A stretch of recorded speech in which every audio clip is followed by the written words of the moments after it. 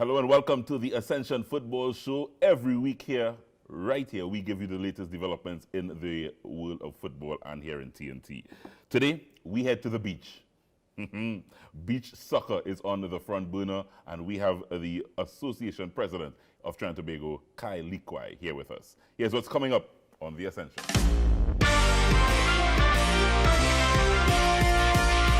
He is a FIFA instructor, FC Barcelona, Spain national. Our job is really a tough job.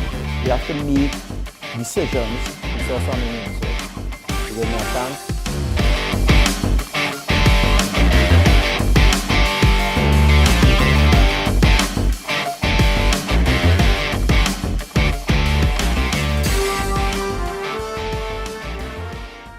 Let's head straight to our big story this week. Yes, beach soccer on the front burner, and it's bubbling because we now have in Trinidad and Tobago former Spain and Barcelona beach soccer player Ramiro Amarello as our head coach. He's at the helm of our national beach soccer team, and we are getting ready for the soccer qualification, the beach soccer qualification World Cup that will take place in Russia 2021. Trinidad and Tobago are among 12 nations that will participate in the 2021 CONCACAF qualifying tournament, and that runs from the 17th of May in Costa Rica, the top two teams advancing to that World Cup in Russia. And I'm happy to have with me today the president of the Trinidad and Tobago Beach Soccer Association, none other than Mr. Kyle Likwai. Kyle, welcome. Well, thank you for having me. Thank you. It's been a pleasure, sir. Beach soccer stealing the headlines, Kyle. You must be happy. Of course, I'm ecstatic. I mean, every 2 years we have qualifiers, and we saw how the situation was playing out with the pandemic, so we were kind of on edge, trying to figure out what's going to happen, with this upcoming tournament. And we saw, international tournaments being cancelled, so we weren't sure what was happening. So we're happy that we have a option to play this year. Yeah, talk to me about the pandemic, because the pandemic affected, as I said, everything and everyone. Yeah. So beach soccer would obviously been affected in terms of even planning for a tournament. What was that like? How challenging was that leading up to this tournament? Of course, being on the sand, it's the best place to be for footballers, and not getting a chance to train would have been hard for the guys. So we had to go in a different direction. We had to look at technology, we had to look at data analytics, and also personal development. So what we did was we worked on developing an app for the players to all download from our beach soccer community the different plays that we will be working on, so different formations. If we go from a 3-1 formation into a 2-2, different things that they can look at and understand from the tactical standpoint of the game. And then our physio would have given them work to do from a personal development standpoint, stretches, exercises, just to stay, a little fit at home so they wouldn't come back out, too far behind. So we've been working on that throughout the pandemic and just waiting for the call from CONCACAF and FIFA to find out if it is that we'll be playing. And when we did get the call, we were happy to know that we did that work over the last year or so with the boys, and it was now just to get on the sand now to try and execute and get themselves, technically prepared. So you were coaching virtually. Yeah, virtual preparation. We had to shift, but everyone was just antsy to come back on the sand. Yeah. So, the mental side of it too, the psychological side of the players not being on the sand, that also had an impact on them, and also nutrition. So we were trying our best to make sure, we can provide vitamins and different things for players to use while they're at home. So we're just happy that we're able to come through that difficult time and look forward to 2021. Over the last week or so, the big headlines would have been the appointment of a new coach, and a high-profile coach at that. Tell me how you pulled that off. Ramiro Amarello. He had some profile coming here. Oh, so you saw it? I saw the headlines. I said, you're stealing the headlines. Beach soccer stealing the headlines. Yes, it's indeed a pleasure to have Ramiro here. Yeah. Ramiro is a quite qualified coach. He is a FIFA instructor, FC Barcelona, Spain national player. Probably he's the face of the sport historically. So he's like the Michael Jordan of beach soccer.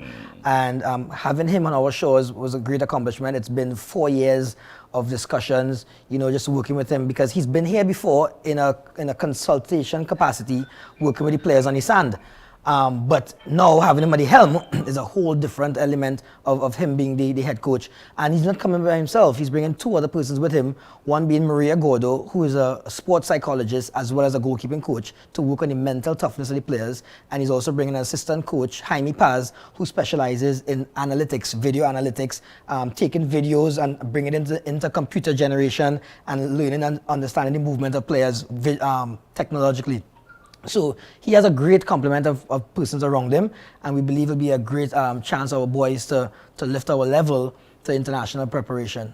No, Kyle, beach soccer in Trinidad and Tobago, Yes. I think over the last decade, to say the least, Yeah. growing Yes. and growing. For those who may not be so aware that it's really a thing now, Right. and I mean, of course, FIFA has granted World Cups and Yes. organized it in a particular way.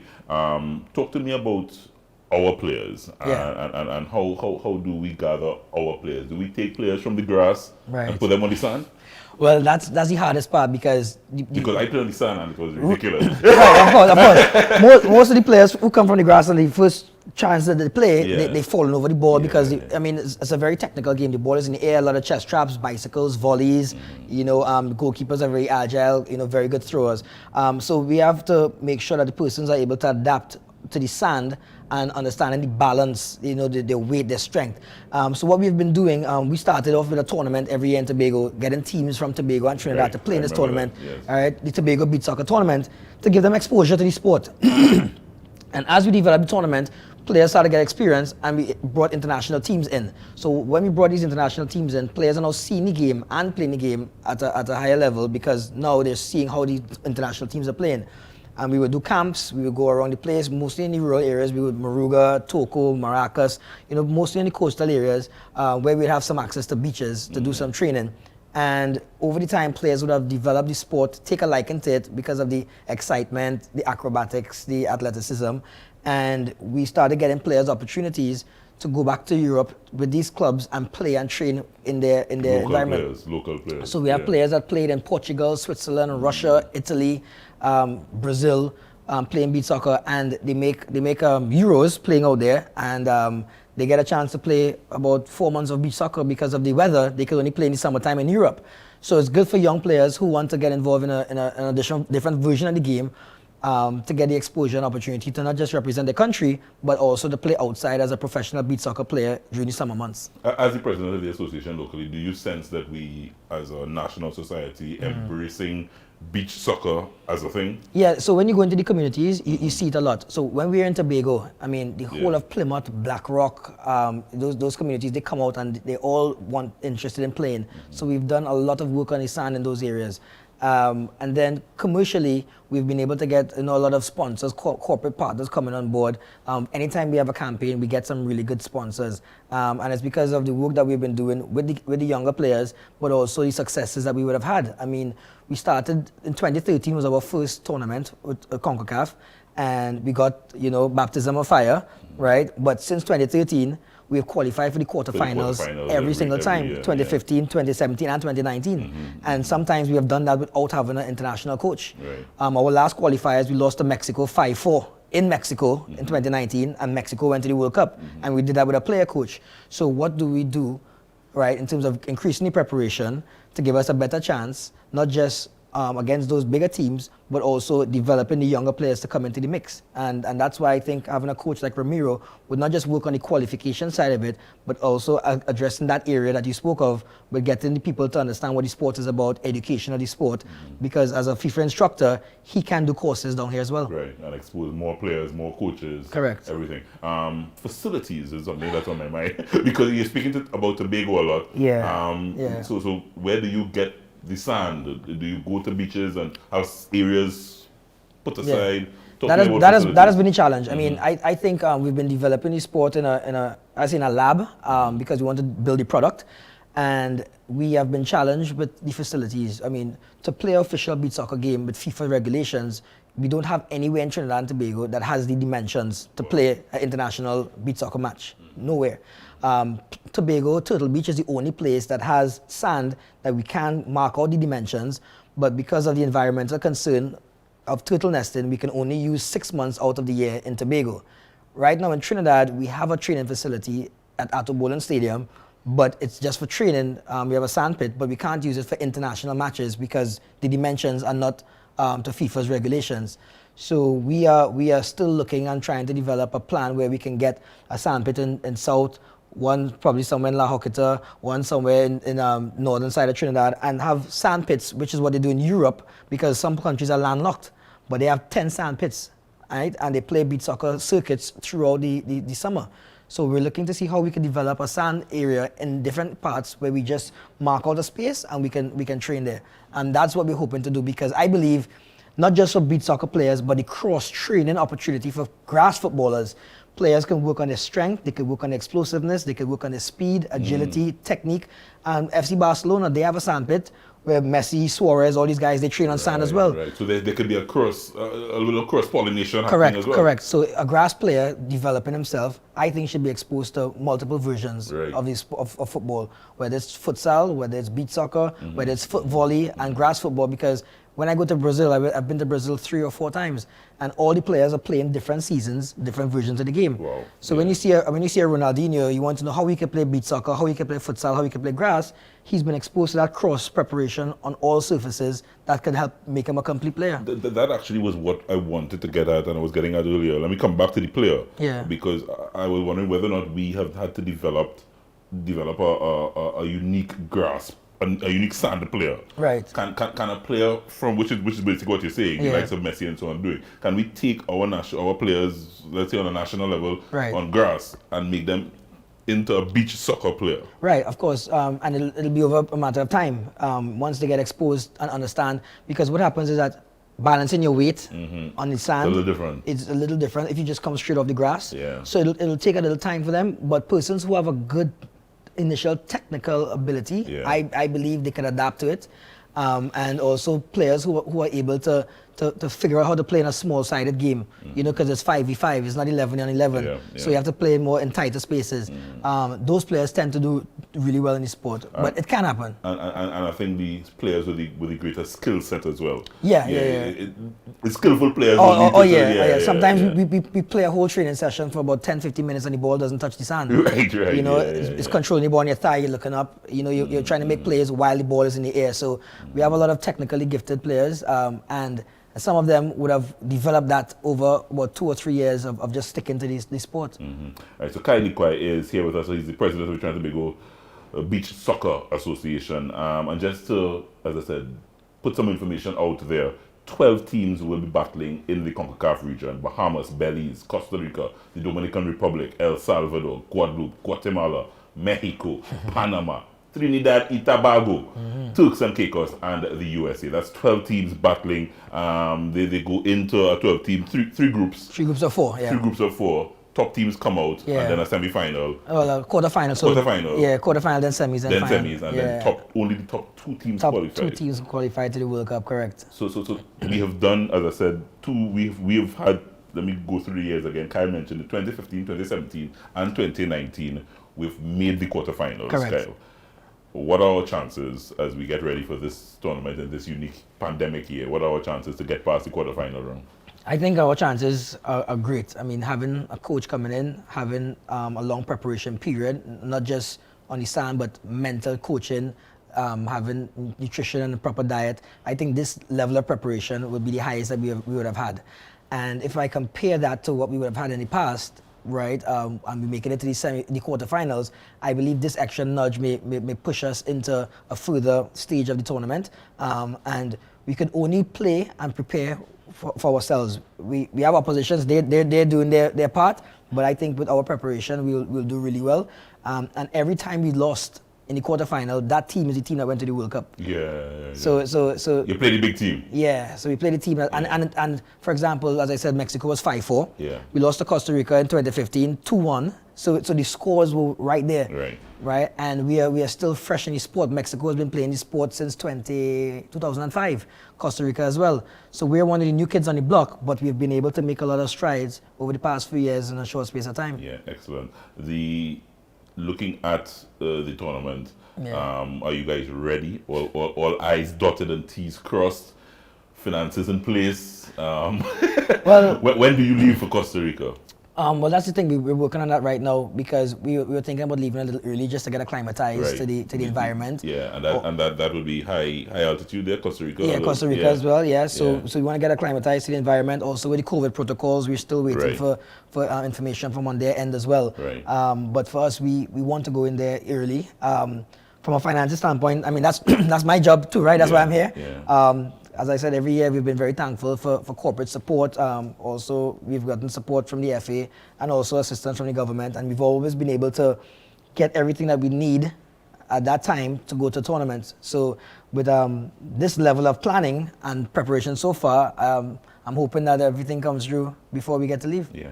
Coach Ramiro speaks good English. Yeah, I mean it's gotten better over the years. I mean, Communication with the players is fine. and he knows the players, a lot of them individually, because he would have seen them here before and also worked with them in Europe. So he has an understanding of some of the players. He was highly sought after. We are the first country in the Western Hemisphere to have him. I mean, other countries were trying to get him for this qualifier, and he committed to Trinidad and Tobago, so we're happy for that. Yeah, excellent. Wishing the team all the best, Kyle. And I know the efforts behind the scenes continue. Yes. And wishing the team all the best. Just a reminder, Trinidad and Tobago, you need to support this team. Beach soccer very much alive here in Trinidad and Tobago and growing as the years go by. In May 17th Yes. is the date. So put that in your calendar. Our national beach soccer team will be trying to qualify for the World Cup in Russia. The president of the Trinidad and Tobago Beach Soccer Association, Kyle Leakwai, dropping by on the Ascension show. Kyle, you got to bring Ramiro, Coach Ramiro. We got to have him here on the show. I already before started. you all leave. I already started to put plans in place. He's in quarantine right now. He's in quarantine. But as soon as he comes out of quarantine, I want to make it a date to be on the show. Soon as he comes out of quarantine, we will have Coach Ramiro right here on the Ascension show. We take a short break. When we come back, up and down the Ascension League. The situation we have here is that these characters, and I refer to them as pests, right? What they are doing is destroying our country, but not on my watch. No street, no turf, no block shall belong to these cockroaches, right? It's no longer business as usual. Happy hour is over. If they don't fear God, at least they will fear Terminix. Have you considered how your methods could impact on pests across the country? I find we look after the rights of pests as opposed to the rights of the 1.3 million law-abiding citizens in Trinidad and Tobago. I wonder if Roach Ladden's son come here for a carnival, if you'll interview him, eh? But how could you defend one shot, one kill? What, you want me to throw a pillow at him? I didn't say that. No, well, if a roach jumps in front of you now, what will you do? Run. Oh, Jesus, Lord Father. Pests bothering you? Call Terminix at 672-5007 or 672-0042 or visit our website at terminix.co.tt for a free quote and consultation. Join our fight against pests. Get in the game with Ascension. Quality for champions. Ascension! Ascension! Premium quality and style make you stand out all the time. Ascension is quality for champions. Ascension fit is always right. Take your game to higher heights. Ascension got the quality for champions. So everybody say, hey, oh. We wearing Ascension when we play. To run out on the field in style. What's the brand that we want? Ascension!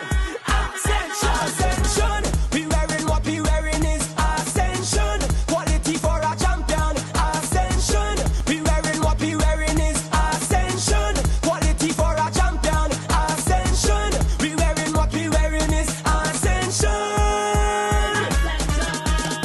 Get in the game with Ascension. Quality for champions.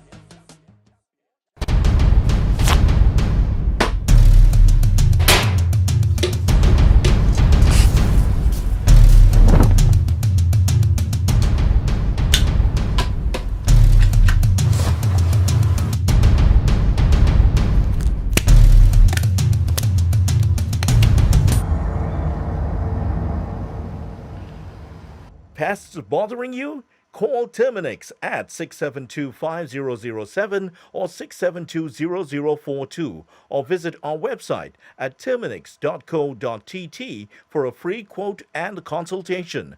Join our fight against pests.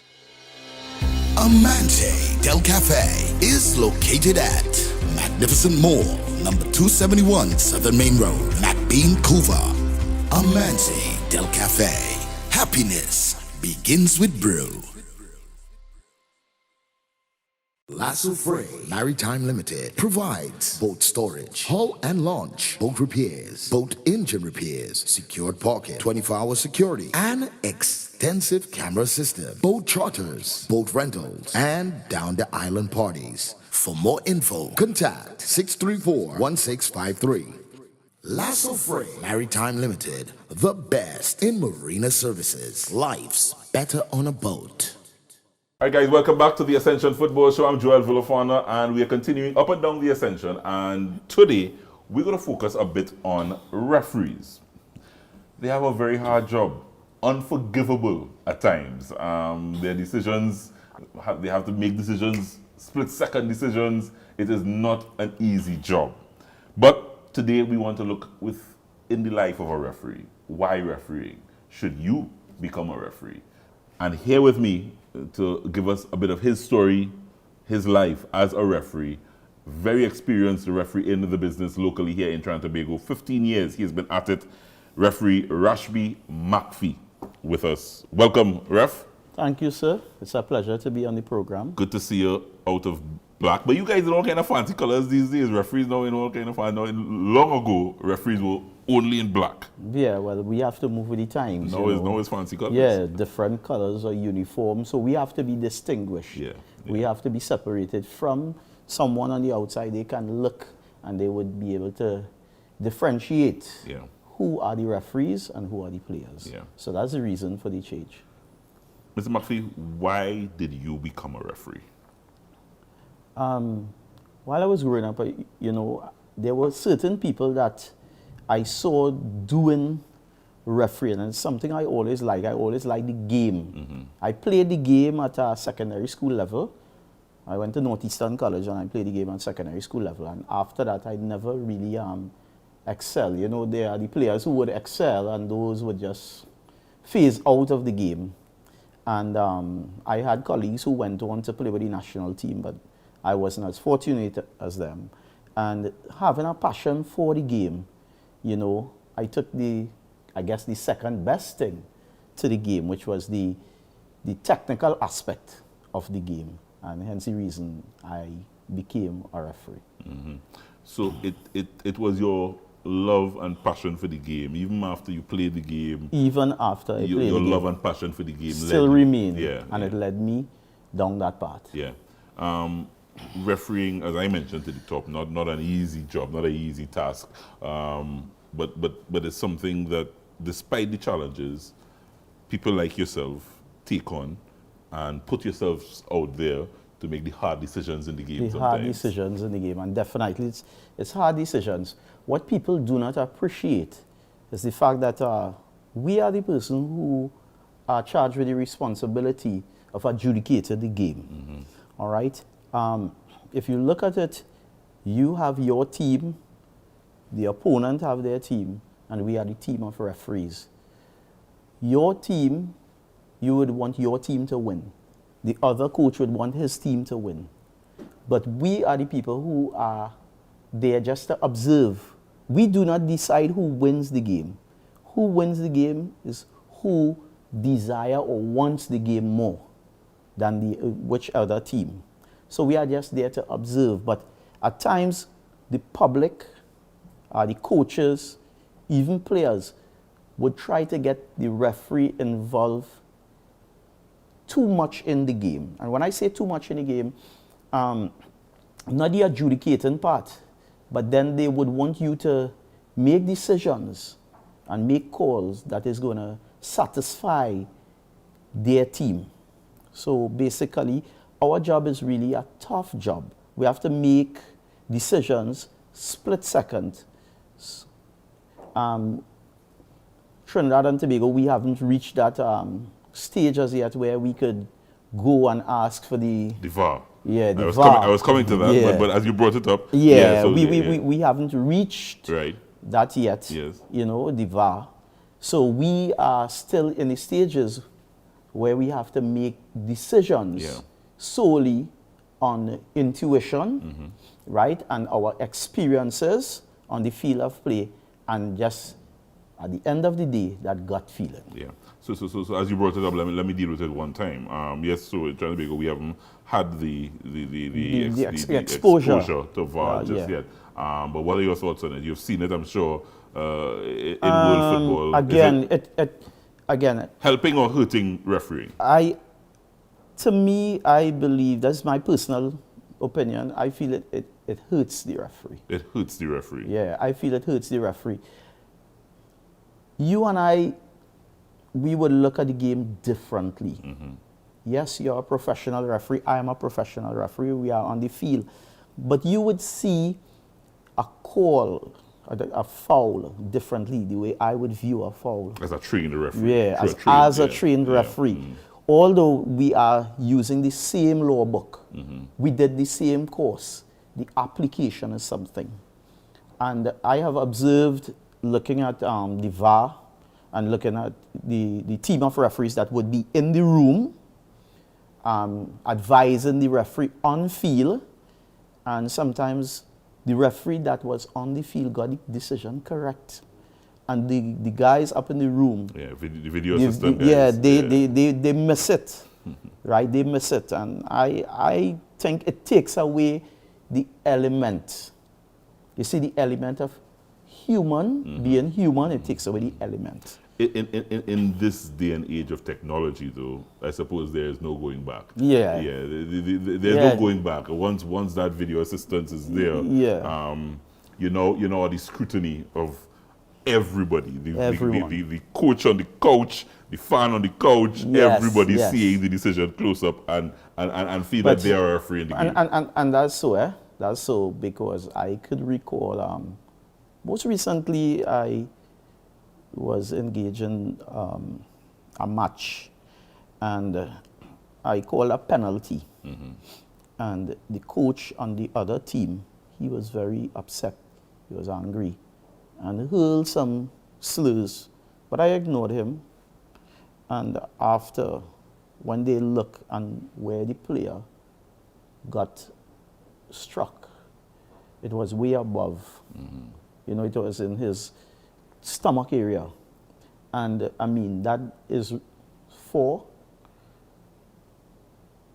a red card, a straight red. But I was lenient with the player. I spoke to the player, and I allowed the penalty and whatever. But someone seeing that, they would say, that referee, he doesn't know what he is doing. But you have to be in the situation to actually understand. You have to have a passion, and you have to have a feel for the game to make the calls. Some players, you hear some players and some past players and so on, see things, and when criticizing referees, they may want to say, well, you Mr. Referee, never played this game, so you may not understand this as a call, or why this should be a foul, why this should not be a foul. I've heard past players speak. Definitely. Yeah. But how do you respond to that as a referee? I would not go into any talk with them. Maybe after the game and they ask a question in a respectable and polite manner, they may get a response. But generally, I have played the sport, and I have a feel for it. I would know body language, attitude, eye contact. They are all signals that a player has intention to do another player or commit a foul, actually, against another player.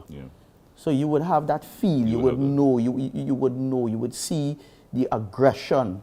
So most of the people who would make comments, even some of the players, if it really gets under my skin, which very rare, I would let them know, plain and simple.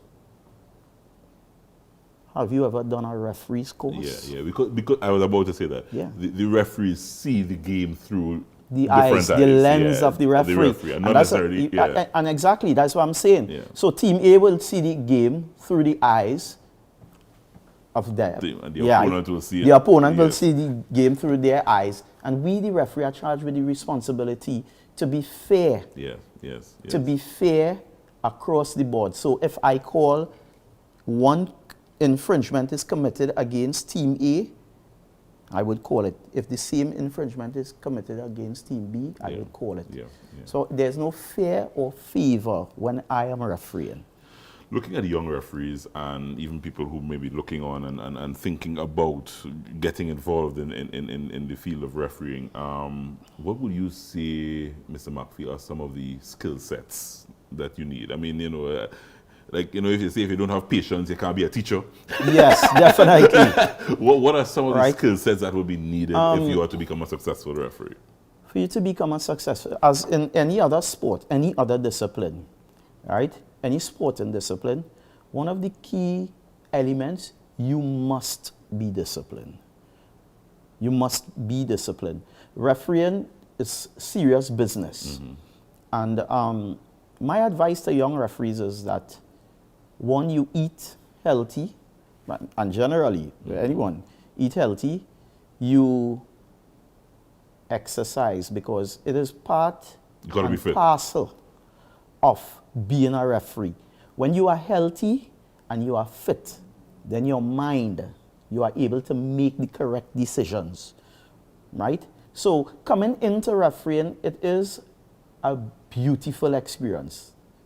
There are challenges, just as in life, we have challenges, but you have to know how to embrace the challenge and deal with it. Refereeing would help you develop your character as a young person. It will help you develop, it will help you develop patience, right? You will learn to be patient, because there are times you would go into the room, one of the pro teams, you'd go into the room, they say, guys, 5 minutes.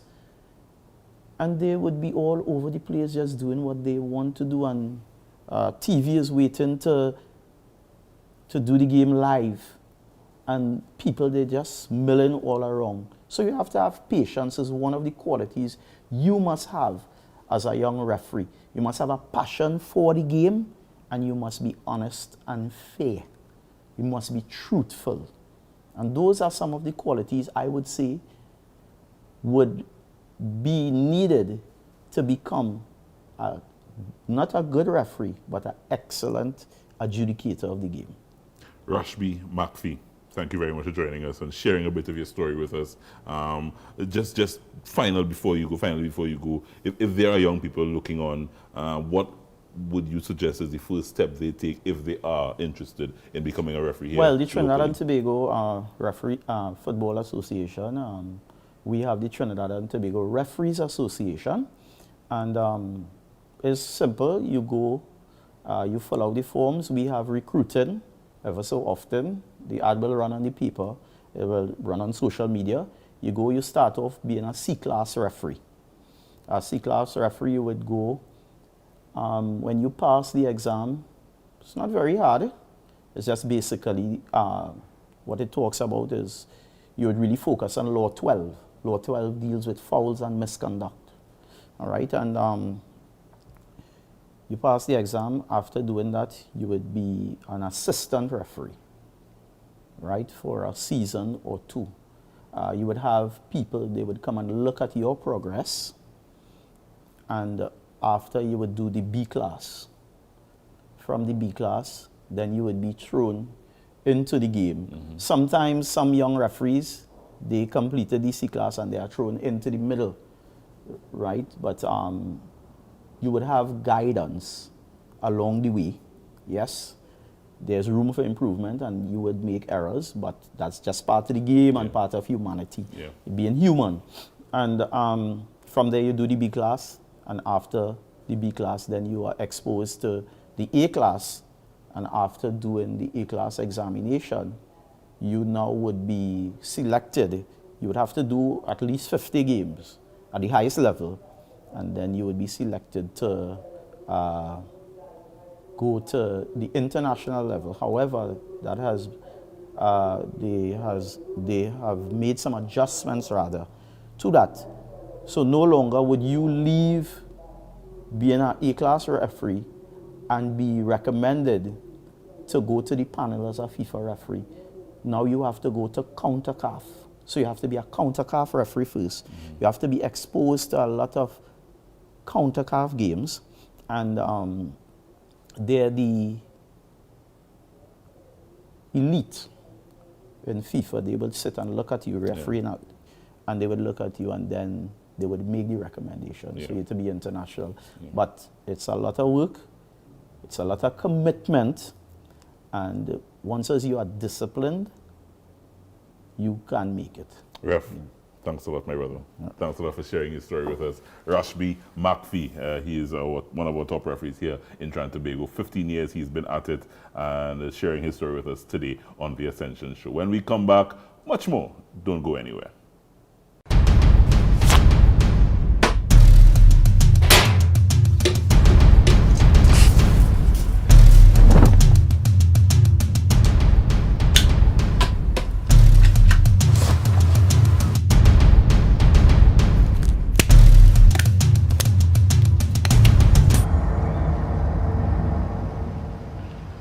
The situation we have here is that these characters, and I refer to them as pests, right? What they are doing is destroying our country, but not on my watch. No street, no turf, no block shall belong to these cockroaches, right? It's no longer business as usual. Happy hour is over. If they don't fear God, at least they will fear Terminix. Have you considered how your methods could impact on pests across the country? I find we look after the rights of pests as opposed to the rights of the 1.3 million law-abiding citizens in Trinidad and Tobago. I wonder if Roach Ladden's son come here for a carnival, if you'll interview him, eh? But how could you defend one shot, one kill? What, you want me to throw a pillow at him? I didn't say that. No, well, if a roach jumps in front of you now, what will you do? Run. Oh, Jesus, Lord Father. Pests bothering you? Call Terminix at 672-5007 or 672-0042 or visit our website at terminix.co.tt for a free quote and consultation. Join our fight against pests. Get in the game with Ascension. Quality for champions. Ascension! Ascension! Premium quality and style make you stand out all the time. Ascension is quality for champions. Ascension fit is always right. Take your game to higher heights. Ascension got the quality for champions. So everybody say, hey, oh. We wearing Ascension when we play. To run out on the field in style. What's the brand that we want? Ascension! Ascension! Ascension! We wearing what we wearing is Ascension. Quality for a champion. Ascension! We wearing what we wearing is Ascension. Quality for a champion. Ascension! We wearing what we wearing is Ascension. Get in the game with Ascension. Quality for champions. Amante Del Cafe is located at Magnificent Mall, number 271 Southern Main Road, McBean, Couva. Amante Del Cafe. Happiness begins with brew. Lasso Frey Maritime Limited provides boat storage, hull and launch, boat repairs, boat engine repairs, secured parking, 24-hour security, and extensive camera system, boat charters, boat rentals, and down the island parties. For more info, contact 634-1653. Lasso Frey Maritime Limited, the best in marina services. Life's better on a boat.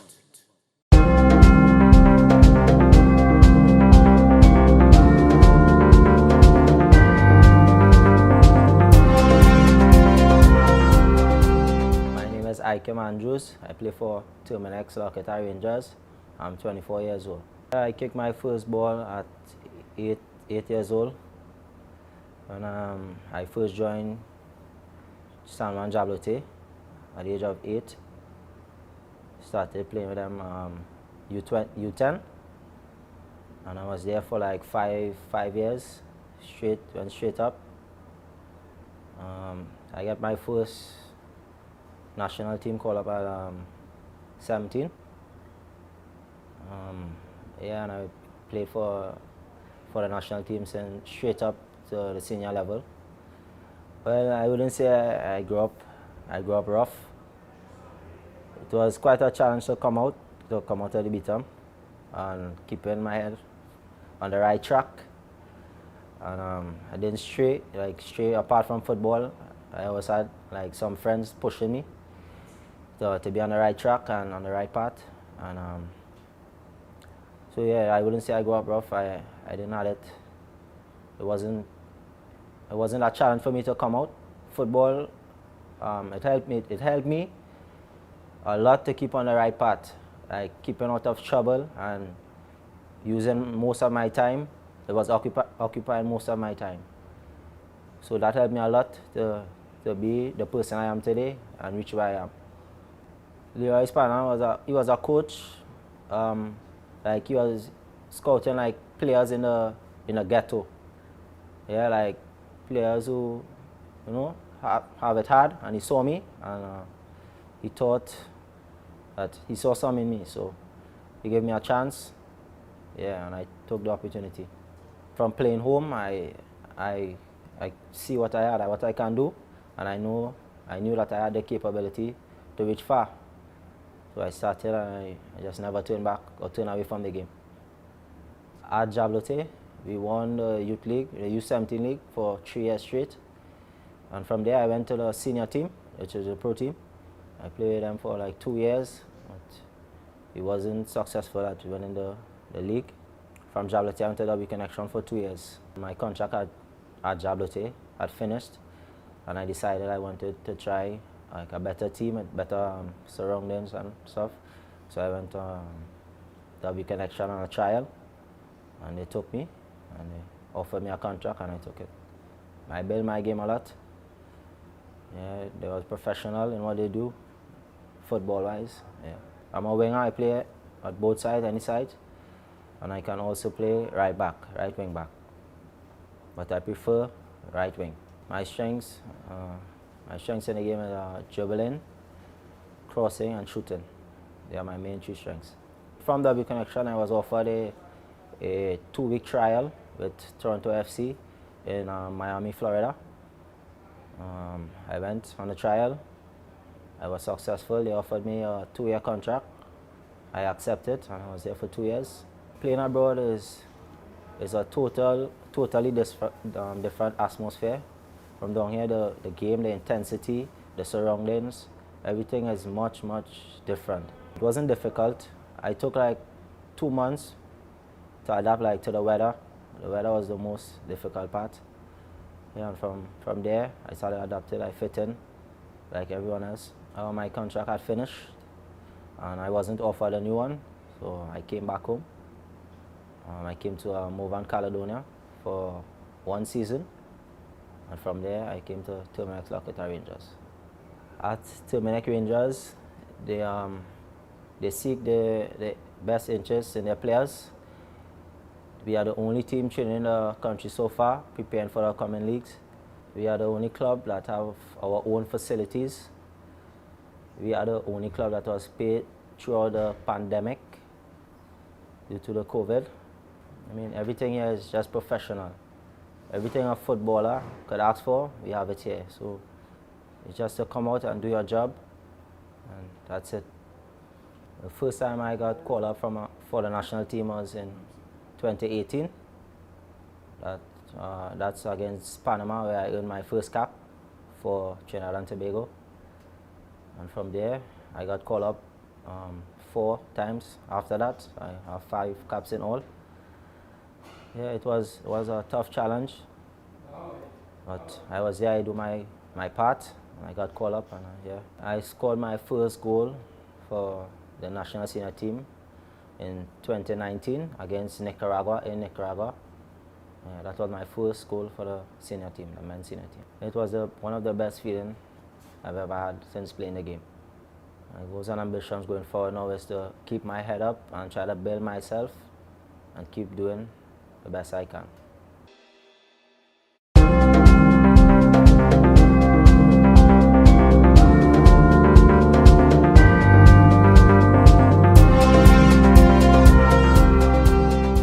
Welcome back. Time to swing into what we call Coach's Corner. And for that, I toss to my man, Ansel Elcock. Thanks, Joel. Today we're speaking about body positioning. I think as defending is in the number one basic thing you should know as a defender. Your stance, your shape, your position on the field. Is the basic thing is the only thing that a defender, without that, it don't make sense of being a defender.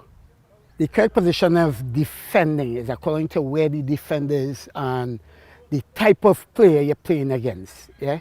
Well, most teams nowadays play 4-3-3 with the left footer on the right side or the right footer vice versa.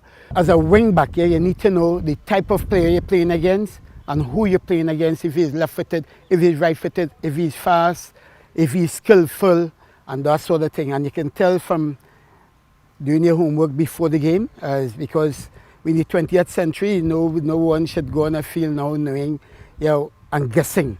Yeah. So the shape of a wing back should be 45 degrees basically from the ball. Yeah? So you can see the ball and the man, yeah? According to where exactly you are on the field. So basically, you wouldn't be playing right back and the left-sided player playing against is right-footed. So you want to send him down the line, right? Because that is your strong point, yeah? Because he's coming on to your strong foot. So you actually want to overcommit towards your goal so that he could commit and go down the line, yeah? Because you don't want him to cut back inside on a strong foot. Because when he the gifted players and then will just clip it towards the far post, yeah? Today, to go through the body shape, you'll be assisted by Javon. Today, what we're trying to do is to get the proper body structure and the body shape towards proper defending, yeah? So basically what I need you to do is to go in like this, number one, so you can see the player, not flat-footed, but on your toes, so you can go either left side or right side, right? So basically, you're going like this, right? So you can see, yeah, you can see here, and come back here, and this is to recover. So you're going both sides, yeah? Yeah. Good, back straight, yeah, look up, good. Look up, always keep looking at the ball, yeah? Next side now. Yeah, facing out because good. Again. Keep looking at the ball, good. Don't look at your foot, always keep looking at the ball because every time you move, the ball moves, right? So just keep focusing on the ball, that white ball there. Keep focusing on it. Right, next side. And good. Same foot movement, just this one is a little longer. Yeah? So, yeah, good. Good.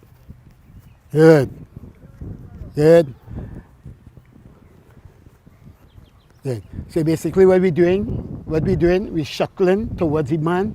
The man here, you shuttle here, the ball move, you move back here. So you're keeping the same body structure, same position. So in case you have to go left or right or forward, you're well balanced. Right. Good. But hold on, one thing there. Now, if I'm playing against this guy outside here, I don't want to send him inside here unless he's right-footed, right? So if I'm you, I'm coming this way. So I can see the man here, yeah? Come around here, then come back here. So you're facing this way all the time. Because remember the ball is on your side, yeah? Go ahead. Good.